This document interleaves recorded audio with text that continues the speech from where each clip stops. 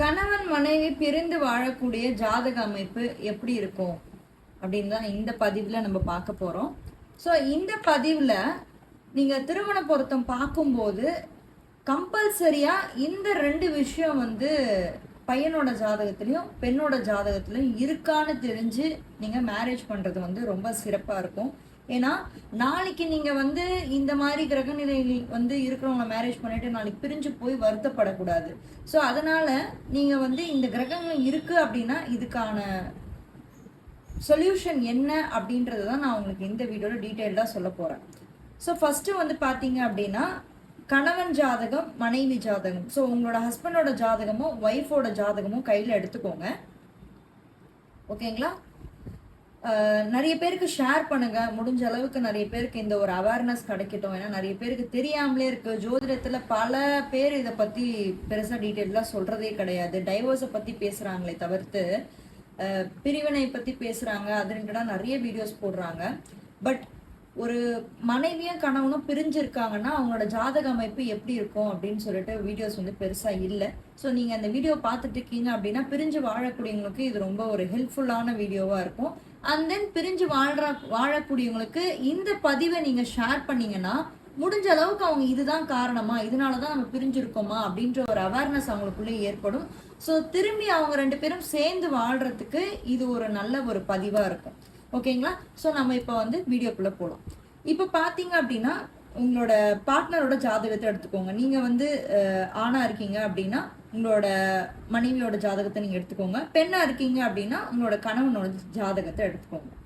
சரிங்களா? ஸோ பிரிஞ்சு வாழ்கிறதுக்கு முக்கியமான கிரகங்கள் என்ன அப்படின்னு நீங்கள் ஃபஸ்ட்டு பார்த்தீங்க அப்படின்னா முக்கியமான ரெண்டு கிரகங்கள் சாயா கிரகங்கள்னு சொல்லுவோம். அந்த கிரகங்கள் என்ன அப்படின்னா ராகு கேது தான் பிரிஞ்சு வாழ்றதுக்கூடிய முக்கியமான கிரகங்கள். அதாவது ராகு பிளஸ் கேது. சரிங்களா? இவங்க ரெண்டு பேரும் வேற வேற கிடையாது. இவங்க ரெண்டு பேருமே ஒன்று தான். சரிங்களா? இது தலைப்பகுதி, மனிதனோட தலைப்பகுதி. இது மற்ற பகுதி. ஓகேங்களா? தலைக்கு அதுக்கப்புறம் இருக்கக்கூடிய பாதி விஷயங்கள் எல்லாமே, தலைக்கீழ் இருக்கக்கூடிய அத்தனை விஷயங்கள் எல்லாமே கேதுக்கு சம்பந்தப்பட்டது. ஸோ இது பிளவு கிரகங்கள்னு சொல்லலாம். அதாவது செப்பரேஷன், பிரிவுக்கு இந்த இரண்டு கிரகங்கள் தான் காரணம் அப்படின்றது ஜோதிட விதியில இருக்கு. ஓகேங்களா? ஸோ இப்போ நீங்க ஒரு ஆணா இருக்கீங்க அப்படின்னா உங்களோட ஜாதகத்துல எதுவா வேணா லக்னம் இருக்கட்டும்ங்க. ஏன்னா லக்னம் 12 கட்டங்கள் இருக்கு. அதுல எதுவா வேணா லக்னமா இருக்கட்டும். இப்போ உங்களோட லக்னம் கடக லக்னமா இருக்குன்னு வச்சுக்கோங்களேன். இப்போ நீங்க ஒரு கடக லக்னத்துல நீங்க பிறந்திருக்கீங்க. அதே மாதிரி பெண் பாத்தீங்க அப்படின்னா துலா லக்னத்துல பிறந்திருக்காங்கன்னு வச்சுக்கோங்க. துலா லக்னத்துல பிறந்திருக்காங்க.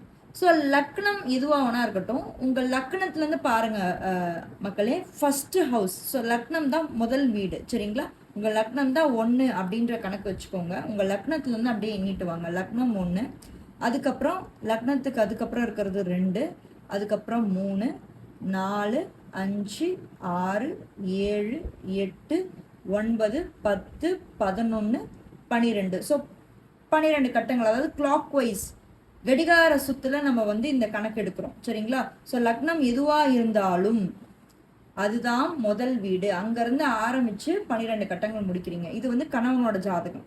ஓகேங்களா? ஸோ மனைவி துலா லக்னமா இருக்காங்கன்னு வச்சுக்கோங்க. இதுதான் 1, 2, 3, 4, 5, 6, 7, 8, 9, 10, 11, 12. ஓகேங்களா? ஸோ இது ஃபினிஷ். ஸோ இப்போ ஒரு ஆணோட ஜாதகத்துல மெயினா நம்ம பார்க்கக்கூடிய கிரகங்கள் எது அப்படின்னு பாத்தீங்கன்னா குரு தாங்க. அவரோட ஜாதகத்துல குரு அவரை குறிக்கும். ஒரு ஆணை குறிக்கக்கூடியது குரு. ஓகேங்களா? ஆணை குறிக்கக்கூடியது ஆணோட ஜாதகத்துல குரு. அதுக்கப்புறம் மனைவியை குறிக்கக்கூடிய கிரகம்னு ஒண்ணு இருக்கும்ல ஒரு ஆணோட ஜாதகத்துல, அது என்னது அப்படின்னு நம்ம பார்த்தோம் அப்படின்னா அது சுக்கிரன். ஒரு ஆணோட ஜாதகத்துல அவரை குறிக்கக்கூடியது குரு. மனைவியை குறிக்கக்கூடியது, ஒய்ஃபை குறிக்கக்கூடியது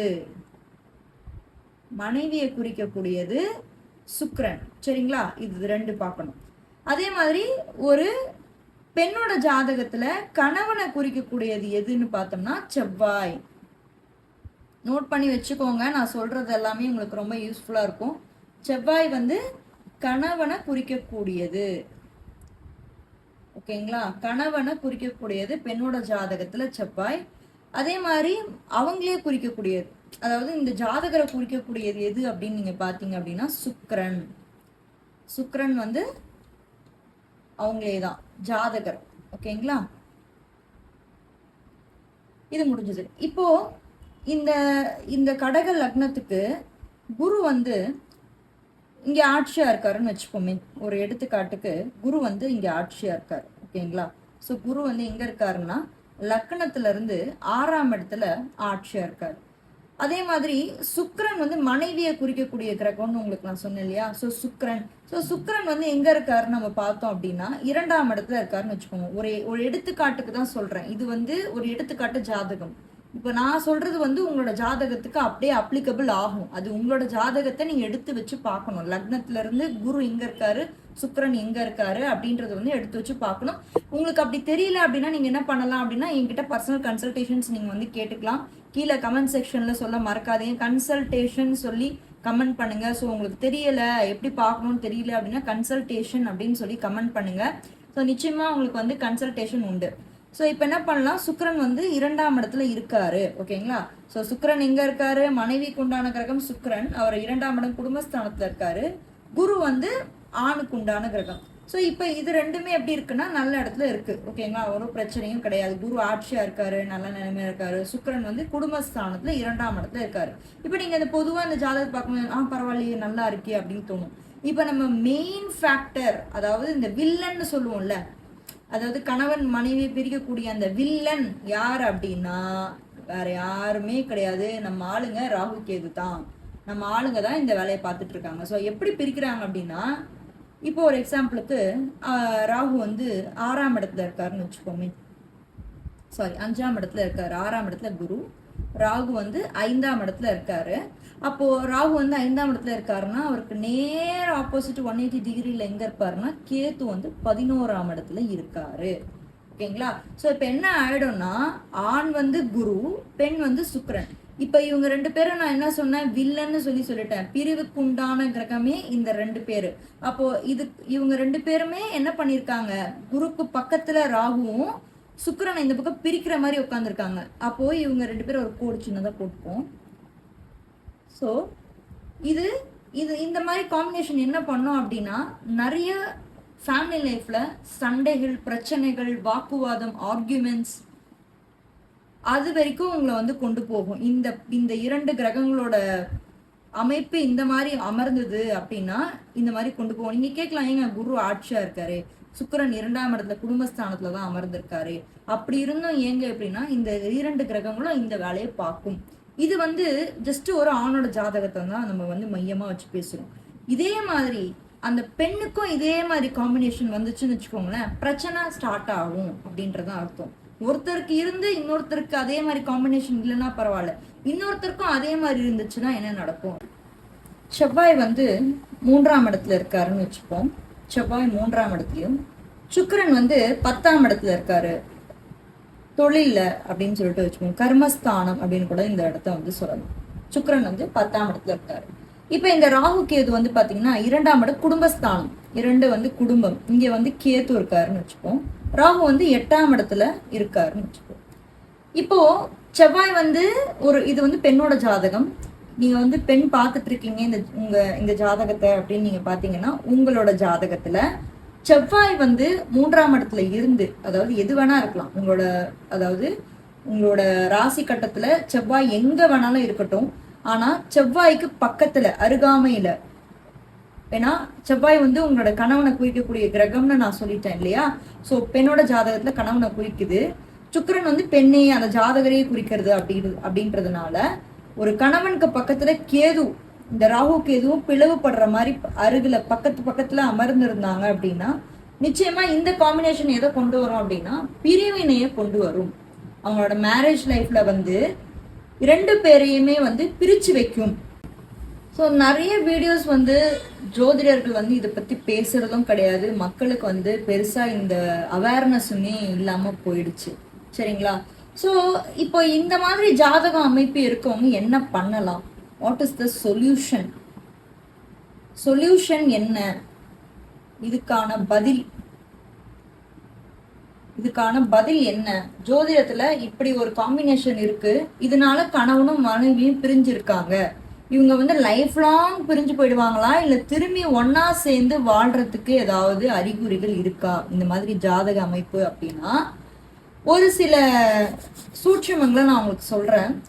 இந்த காம்பினேஷன் இருக்கு அப்படின்னா நீங்க ஃபர்ஸ்ட் என்ன பண்ணணும்னா தசா புக்திகளை செக் பண்ணுங்க. தசா புக்திகளை செக் பண்ணுங்க.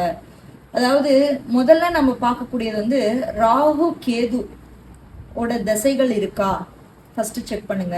சனி தசை வருதா, இல்ல செவ்வாய் தசை வருதா?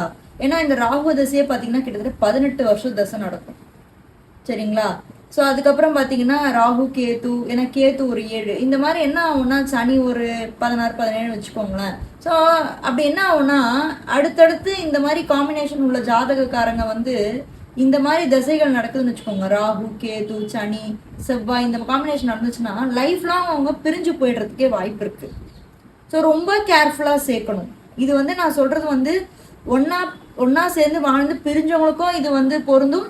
அதே மாதிரி மேரேஜ் மேட்சிங் பாக்குறீங்கல்ல, திருமண பொருத்தம் பாக்குறவங்களுக்கும் நான் சொல்றேன் இந்த விஷயம் பொருந்தும். திருமண பொருத்தம் பாக்குறவங்களுக்கு 100% வந்து இந்த விஷயம் பொருந்தும். ஸோ கேர்ஃபுல்லா மேரேஜ் மேட்சிங் பாருங்க. இந்த மாதிரி காம்பினேஷன் இருக்கவங்க வந்து கேர்ஃபுல்லா மேரேஜ் மேட்சிங் பாருங்க, ஓகேங்களா? ஸோ இந்த மாதிரி தசைகள் வந்துருச்சுன்னா தயவு செஞ்சு அவாய்ட் பண்றது பெஸ்ட் சொல்யூஷன் வந்து இந்த மாதிரி ஜாதகம் 2 பேருக்குமே நீங்க மேட்சிங் பார்க்கும்போது அடுத்தடுத்து வர திசையும் ராகு கேது சனி செவ்வாய் இந்த மாதிரி வந்து வந்துச்சுன்னா கண்டிப்பா 100% சண்டைகள் வர்றதுக்கு வாய்ப்பு இருக்கு. பிரிஞ்சு தனியாக வாழறதுக்கு 2 பேருமே தனியாக வாழ்றதுக்கு வாய்ப்பு இருக்கு. அப்ப என்னதான் சொல்யூஷன்? இப்போ இந்த ஜாதகம் இருக்குப்பா, இதுக்கு என்னதான் சொல்யூஷன்? அப்ப எப்படிதான் வந்து எனக்கான ஒரு பார்ட்னரை எப்படிதான் தேடி கண்டுபிடிக்கிறியா? ஆனா இப்ப நீங்க இருக்கீங்க அப்படின்னா உங்களோட ஜாதகத்துல இந்த அமைப்பு இருக்கு, நீங்க கண்டுபிடிச்சிட்டீங்க. அப்ப வரக்கூடிய மனைவி வந்து நீங்க எப்படி எந்த அமைப்புல இருந்தா இதுக்கான பெட்டர் சொல்யூஷன் என்ன என்கிட்ட நீங்க கேக்குறீங்க.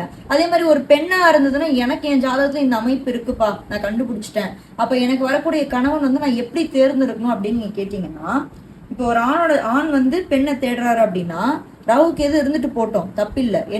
என்ன பண்ணலாம்னா இந்த செவ்வாய் இருக்கு இல்லைங்களா, இந்த செவ்வாய் சுக்கிரன் இங்கே இருக்கட்டும், இந்த செவ்வாய் வந்து சுக்கிரன் பக்கத்துல இருந்தா நல்லது. அதாவது இந்த சுக்கிரனுக்கு இந்த வீட்லயே, சுக்கிரனுக்கு பக்கத்துலனா இந்த வீட்லயே, சுக்கிரன் 10ஆம் இடத்துல 10ஆம் வீட்லயே இருந்தா நல்லது, 11ஆம் வீட்டுல இருந்தா நல்லது, 12ஆம் வீட்டுல, அதாவது இந்த ராகு கேதுக்கு இந்த சைடு லெப்ட் ஹேண்ட் சைட்ல இல்லாம சுக்கிரனுக்கு அருகாமையிலே அந்த செவ்வாய் இருந்தாருன்னா என்னதான் பிரிஞ்சு போகணும்னு நினைச்சாலும் சண்டை வந்து பிரச்சனை வந்து, ஏன்னா ஃபேமிலி லைஃப் புரிஞ்சுக்கோங்க, marriage life it's all about ups and downs கண்டிப்பா இருக்கதான் செய்யும், சரிங்களா? ஏதோ ஒரு சண்டை வந்ததுன்னு பிரிஞ்சு போயிட்டு திரும்பி சேருவாங்க. பட் இதுக்கு 2 பேருமே கிவ் அப் பண்ணாம இருக்கணும். அதுக்கு கிரகநிலை தான் காரணம், மனநிலை தான் காரணம்.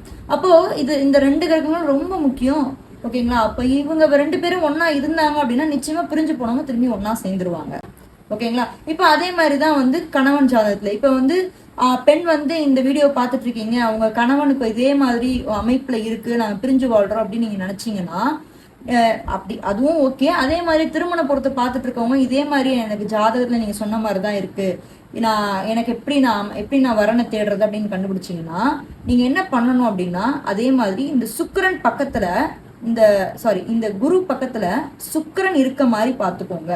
இப்ப இந்த 6ஆம் இடத்துல வந்து குரு தனியா இருக்காருன்னா இந்த சுக்கிரன் பக்கத்துலயே இருக்க மாதிரி பாத்துக்கோங்க. இந்த ராகு கேதுக்கு பிளவுபட்டு இந்த சைட்ல இருக்காம அவர் கூடயே, இப்ப ஃபார் எக்ஸாம்பிள் வந்து இதே கடக லக்னமா இருந்து குரு வந்து இந்த 9ஆம் இடத்துல அவர் வந்து ஆட்சியா இருக்காருன்னா இந்த வீட்டுல குருவும் சுக்கிரனும் இருக்க மாதிரி நீங்க பார்த்து சேர்த்துட்டீங்க, மேட்ச் பண்ணிட்டீங்க அப்படின்னா லைஃப் வந்து சூப்பரா போகுங்க.